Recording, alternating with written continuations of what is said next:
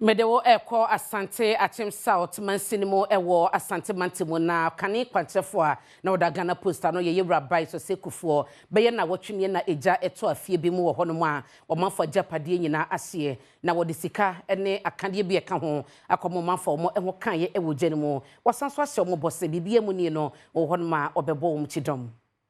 Kane Managing Director Aono Ananeda Ghana Post ano Bice Osei Kuffour adodo na atafe no bo ede akyedie ema omanfo ewo sampatemu no wode to wonenim se womo enwe se womo benya asuade ede afa eye bambo ewo nsam so na yade a ebebo mo pa ewo sampatemu ho atoyenchem kese ato mo atoyenchem kese ne sen eja ato sebi omo fie mu ama mobo ne dan young man a wesi ne dan kama ne wan fat ade ba akokra mpo amfifie honom ye koye na ye kosra omo ekohwe se de omo mpomutie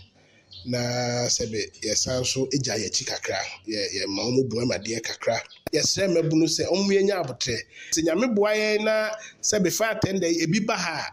ye nya abotre na ye ne fire service for entina atenapa no mo na sebe asem to ye a omo bekoye moa onipa baako a ejei ese womo enyapade ejo tete eni Adom news nsentwofo etwetwe nkomo no obo ye Kane MD na baso pa wana muntu a wetu ede abebo me adwuma kwa wana me adwuma and obi frame me omo do light na around 8 o'clock enti ebo me 8:30 na me plan say 8:30 no kura na mo wie no mo so light we give 5 minutes pepe and obi frame me it's a me mafia be dia mo bia mla